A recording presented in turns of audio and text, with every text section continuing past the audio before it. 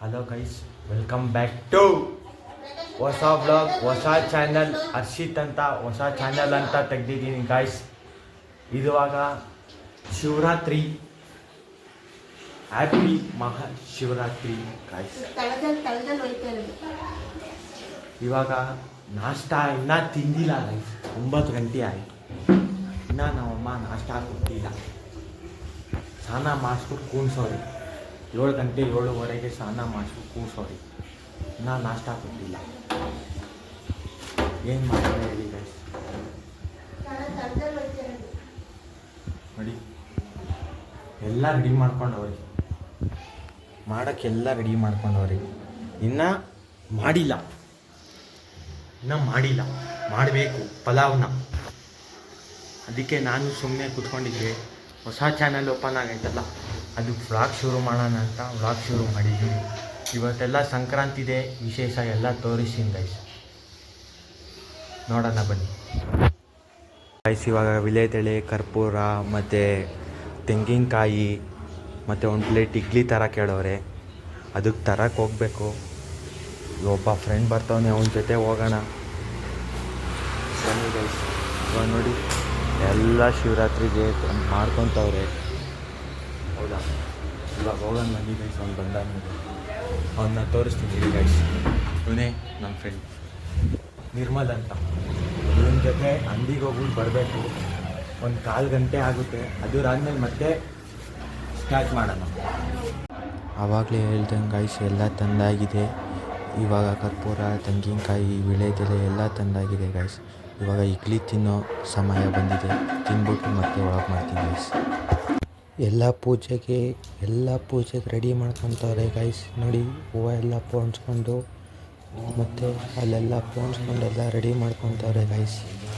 ಬೇವಿನ ಸೊಪ್ಪು, ಮಾವಿನ ಸೊಪ್ಪು ಎಲ್ಲ ರೆಡಿ ಮಾಡ್ಕೊತವ್ರೆ ಗೈಸ್. ಹೂವು ಗೀವ ಎಲ್ಲ ಫುಲ್ ರೆಡಿ ಆದಮೇಲೆ ನಿಮಗೆ ಒಂದು ಸತಿ ತೋರಿಸ್ತೀನಿ ಗೈಸ್.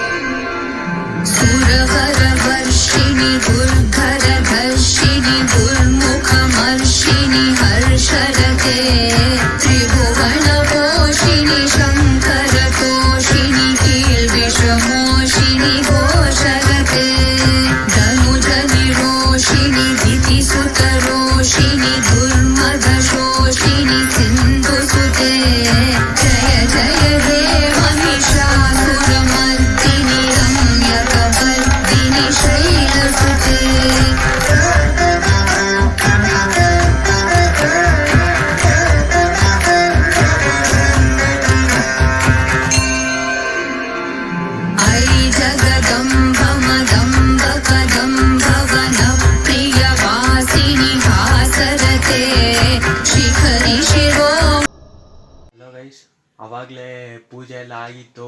ನಾಷ್ಟ ತಿಂದ್ಬಿಟ್ಟು 10:30 ಪೂಜೆ ಆಯಿತು ಗೈಸ್. ಆವಾಗಿಂದ ನಾನು ಸ್ಟಾಪ್ ಮಾಡಿದ್ದು. ಇವಾಗ ವ್ಲಾಗ್ ಕಂಟಿನ್ಯೂ ಮಾಡ್ತಾಯಿದ್ದೀನಿ.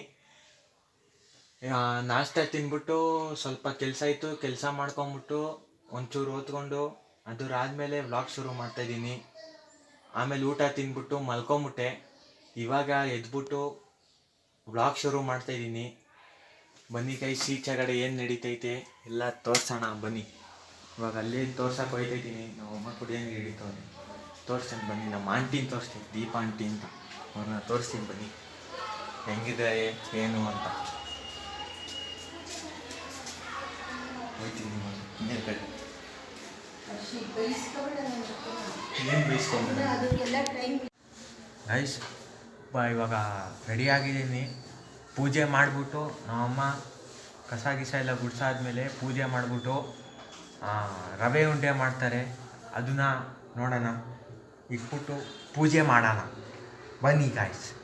ಇವಾಗ ಪೂಜೆಗೆಲ್ಲ ರೆಡಿ ಮಾಡ್ಕೊಂಡಿದ್ದೀನಿ. ಅವಾಗಲೇ ಎಣ್ಣೆ ಎಲ್ಲ ಬಿಟ್ಟು ಇವಾಗ ಇನ್ನೇನು ನಮ್ಮಮ್ಮ ಎಲ್ಲ ಕಸ ಗುಡಿಸಿದ್ರೆ ಪೂಜೆ ಮಾಡ್ಬೋದು ಗೈಸ್. ನೋಡಿ ರೆಡಿ ಮಾಡ್ಕೊತವ್ರಿ, ಆಗೋಣ ಪೂಜೆ ಮಾಡೋಣ. ಓಕೆ ಗೈಸ್, ಆಮೇಲೆ ರೆಡಿ ಆಗೋಗ ರವೆ ಉಂಡೆ ಮಾಡ್ತಾರಲ್ಲ ಅವಾಗ ರೆಡಿ ಆಗೋಗ ಮತ್ತೆ ಶುರು ಮಾಡ್ತೀನಿ. ಅವಾಗ ಒಂದು ಸತಿ ಸಿಗೋಣ. ಅವಾಗಲೇ ಹೇಳಿದ್ನಲ್ಲ ಗೈಸ್, ರವೆ ಉಂಡೆ ಮಾಡೋಕೆ ತೋರಿಸ್ತೀನಿ ಅಂತ. ನೋಡಿ ರೆಡಿ ಮಾಡ್ಕೊತವ್ರೆ, ಉರಿತವ್ರೆ ಇನ್ನು ಚಿರೋಟಿ ರವೆನ. ಇನ್ನು ಆಮೇಲೆ ತೋರಿಸ್ತೀನಿ ರೀ. ನೋಡಿ ಉರಿತವ್ರೆ, ದ್ರಾಕ್ಷಿ ಗೋಡಂಬಿ ಹಾಕ್ಬಿಟ್ಟು ಚಿರೋಟಿ ರವೆ ಹಾಕ್ಬಿಟ್ಟು ಉಡಿತವ್ರಿ.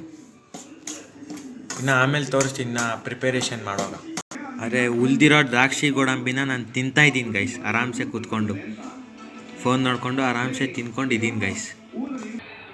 ನೋಡಿ ಗೈಸ್, ಸಕ್ಕರೆ ಪಾಕ ಇಕ್ಕೋರಿ. ಇವಾಗ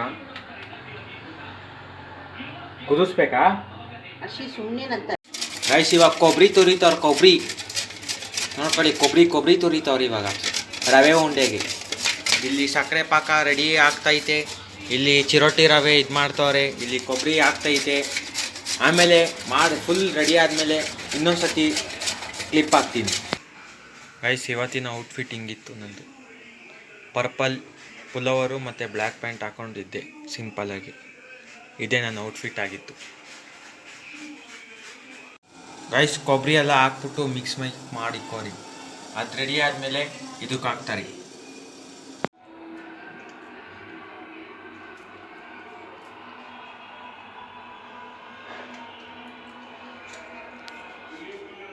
ಗೈಸ್ ಇದಾದಮೇಲೆ ದೇವಸ್ಥಾನಕ್ಕೆ ಹೋಗಿದ್ವಿ. ನೆಕ್ಸ್ಟ್ ಕ್ಲಿಪ್ ಪಂಟಿನ ತೋರಿಸ್ತೀನಿ, ಅದು ನೆಕ್ಸ್ಟ್ ವ್ಲಾಗ್.